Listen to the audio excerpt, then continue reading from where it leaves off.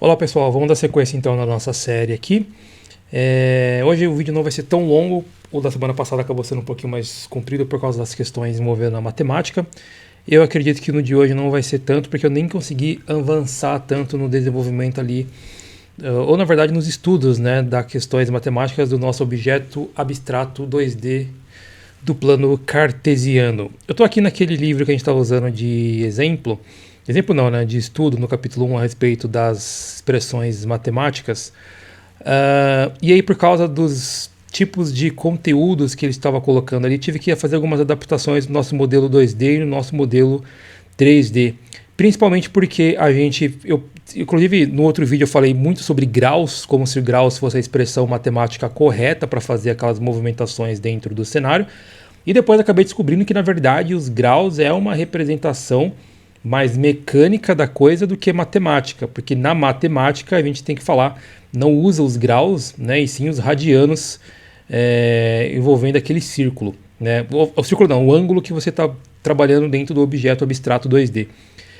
Eu fiz uma pequena adaptação, então por exemplo, naquele cara lá que a gente tinha do Cartesia 2D, eu criei uma outra versão usando trigonometria interativa. Então, por exemplo, quando eu marco aqui um ponto qualquer dentro do nosso objeto abstrato, ele já vai fazer ali as abstrações para a gente de onde estão o seno, o cosseno e a tangente. Então, por exemplo, eu cliquei aqui na posição do vetor 6, 7. Então, você vê que ele faz ali para a gente aqui os ângulos, né?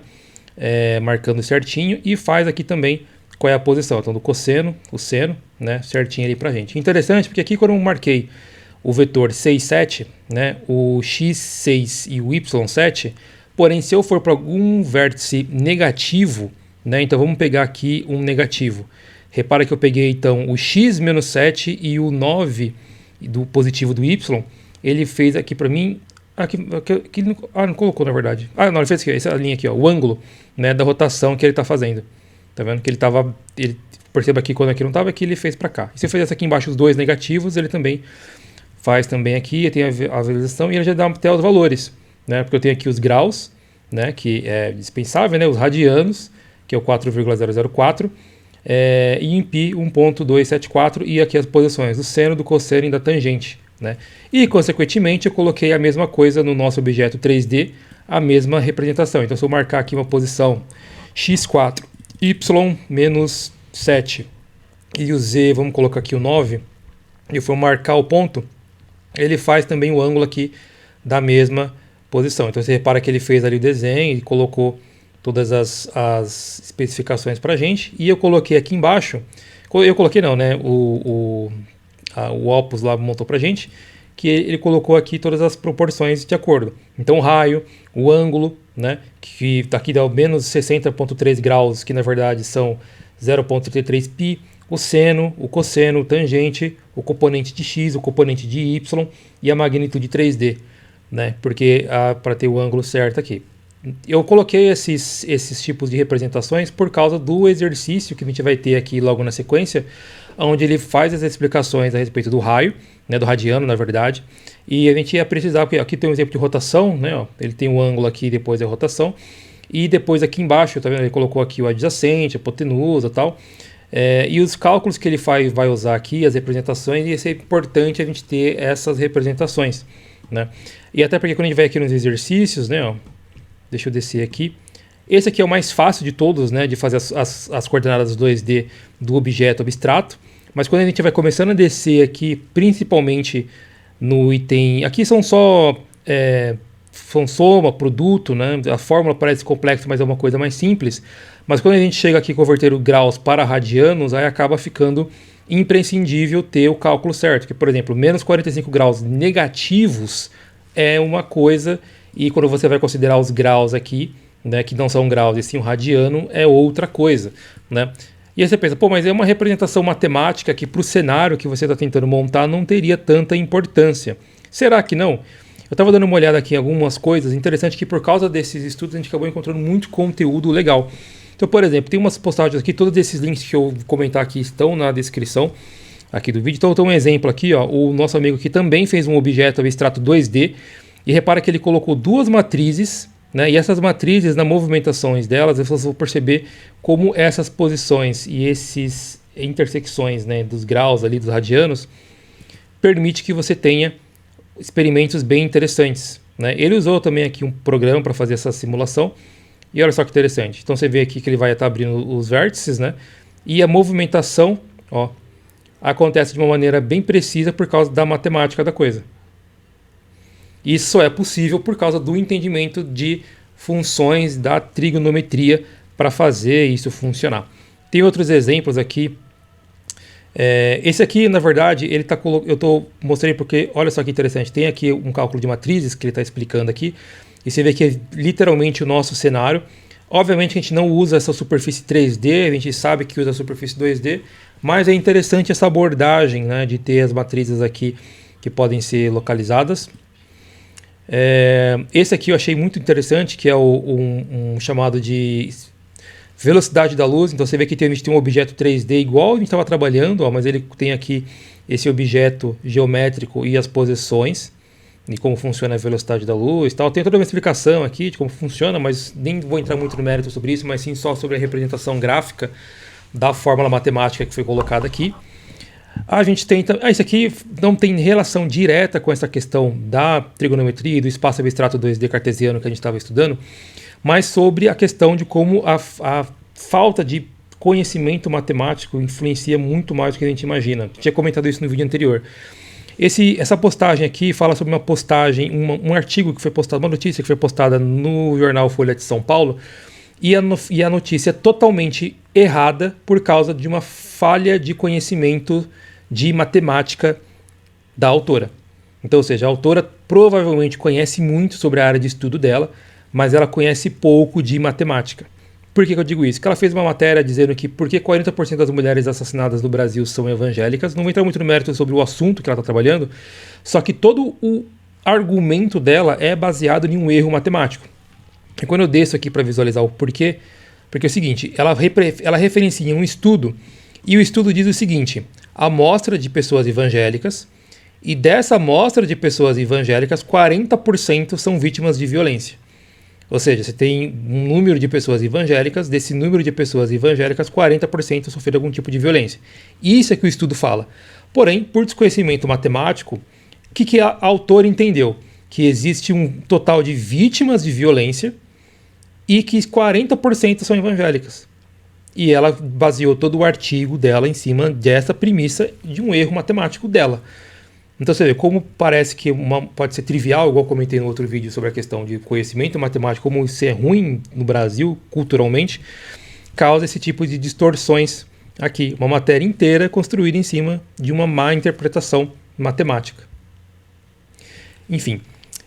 E aqui alguns vídeos interessantes que eu estava usando como base, até que eu tinha comentado sobre aquele livro que eu estou usando como referência. Inclusive algumas pessoas perguntaram, mas é pirata? Não, nenhum dos livros ou que eu estou citando aqui é pirata. Os próprios autores liberaram um acesso, eles têm tanta confiança na qualidade do material deles que eles sabem que mesmo compartilhando o material, as pessoas vão acabar comprando o livro deles, né? E são livros, esses vídeos eu estou citando aqui porque eu vou colocar na referência, que são conteúdos em português, são muito bons. Aqui ele está citando também o próprio item que a gente estava estudando, né, que é a relação do plano cartesiano e do produto cartesiano. Aqui ele está falando muito sobre as coordenadas, mas no final ele fala aqui sobre o cálculo em si, né, então vale muito a pena. É uma playlist, na verdade, tem muita coisa interessante. Par ordenado, plano cartesiano, funções de produto cartesiano, enfim, muito interessante, muito bom essa referência aqui. Tem uma outra playlist do mesmo autor que é sobre geometria plana e espacial, que tem a ver com o que a gente viu aqui, do que eu alterei agora no nosso modelo abstrato, né, de colocar a geometria espacial ali, que nada mais é do que as fórmulas de trigonometria. Então faz muito sentido, é um material muito bom. Coloquei ali também dentro do... Também ele trabalha muito com essa questão de espaços 3D. Ele tem uma outra playlist sobre expressões algébricas que fazem muito sentido também. Operações com matrizes, que tem total a ver com o que a gente está vendo ali sobre nossos espaços abstratos 2D e 3D. E aqui, porque muita gente está pensando assim, mas isso só dá para usar no desenvolvimento ali do que você está tentando fazer do cenário, do Final Fantasy, usando inteligência artificial. Entretanto, eu peguei um artigo aqui sobre 10 mais brilhantes algoritmos que você precisa conhecer, e nesses algoritmos você vai perceber que isso é muito aplicado, tá? Eu não vou entrar muito no mérito de todos eles, mas vou citar alguns que são muito importantes, como por exemplo o modelo de difusão, que não é à toa que alguns dos principais modelos de criação de imagens, como o DALL-E, usam o Stable Diffusion, que é uma derivativa desse algoritmo de difusão. E ele explica aqui como funciona esse algoritmo, a matemática por trás das coisas, etc. Esse aqui, ó, tá vendo que reconhece esse cenário, esse objeto 3D, muito parecido com o que a gente tem lidado. Então aqui tem vários algoritmos, tem alguns mais simples de ordenação, né? Mas são bem legais ver como esses algoritmos são presentes em coisas que a gente usa no dia a dia e nem dá muita bola pro princípio matemático da coisa. Agora, um que chamou muita atenção, com certeza foi o meu preferido, que fez eu até perder um pouco o foco da questão do cenário do Final Fantasy e me debruçar sobre a questão, é sobre esse aqui do Veritasium em português. A dublagem é uma dublagem não tão boa, mas é muito interessante esse vídeo aqui de 35 minutos, e especificamente no trecho a partir de 1 minuto e 6, onde ele fala sobre o problema do jogo da vida, que é o que eu vou mostrar aqui para vocês, que é assim muito legal, e estou pensando até em dar uma estudada sobre isso mais a fundo, porque o princípio matemático e o princípio matemático aplicado à programação que dá para fazer usando isso é muito bom. Vamos dar uma olhada aqui nesse trecho, que vocês vão entender por que ele é muito interessante. Essa é a vida. Especificamente, este é o jogo da vida criado em 1970 pelo matemático John Conway. Ele faleceu em 2020 devido à Covid-19. O jogo da vida de Conway é jogado em uma grade infinita de células quadradas, cada uma das quais está viva ou morta, e existem apenas 2 regras. 1. Qualquer célula morta com exatamente 3 vizinhos volta à vida. E 2. Qualquer célula viva com menos de 2 ou mais de 3 vizinhos morre. Após configurar o arranjo inicial de células, as 2 regras são aplicadas para criar as próximas gerações sucessivamente. É totalmente automático, Conway chamou isso de um jogo de 0 jogador. Mas, embora as regras sejam simples, o jogo em si pode gerar uma grande variedade de comportamentos. Alguns padrões são estáveis e nunca mudam após surgirem. Outros oscilam para frente e para trás em um ciclo. Alguns podem viajar pela grade para sempre, como este planador aqui. Muitos padrões se esgotam. Mas alguns continuam crescendo para sempre. Eles continuam gerando novas células. Agora você pensaria que, dadas as regras simples do jogo, você poderia apenas olhar para qualquer padrão e determinar o que acontecerá com ele. Ele eventualmente alcançará um estado estável ou continuará crescendo sem limite? Mas acontece que essa pergunta é impossível de responder. O destino final de um padrão no jogo da vida de Conway é indecidível, o que significa que não existe nenhum algoritmo possível que garanta responder à pergunta em um tempo finito. Você sempre pode testar o padrão e ver o resultado. Afinal, as regras do jogo são um tipo de algoritmo. Mas isso também não garante que você terá uma resposta, porque mesmo que você execute por 1 milhão de gerações, você não será capaz de dizer se vai durar para sempre ou apenas 2 milhões de gerações, ou 1 bilhão ou um Googleplex. Há algo especial sobre o jogo da vida que o torna indecidível? Não. Na verdade, existem um grande número de sistemas que são indecidíveis, como azulejos de Wang, física quântica, sistemas de emissão de passagens aéreas e até mesmo Magic, The Gathering. Para entender como a indecidibilidade aparece... Enfim, é um raciocínio muito interessante essa questão desse, entre aspas, jogo da vida, por causa da imprevisibilidade do que vai acontecer dentro do jogo, apesar dos padrões. Eu vou avançar um pouco, eu coloquei a descrição completa aí, mas no minuto 32 e 20, ele aplica esse mesmo conceito do jogo a uma lógica computacional, né? Deixa eu colocar aqui, ó.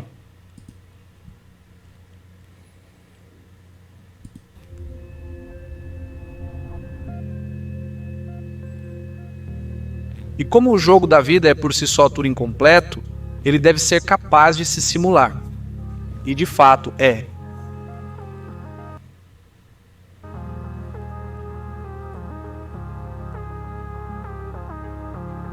Este é o jogo da vida rodando no jogo da vida.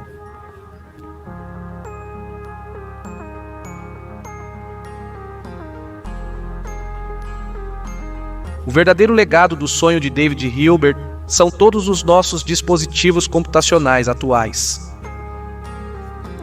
Kurt Gödel sofreu de instabilidade. Enfim, é muito interessante esse conteúdo. 2 outros livros que acabaram o pessoal indicando, que eu acabei baixando, são conteúdos que não estão públicos na internet, tá? Então, próprios autores liberaram esse acesso.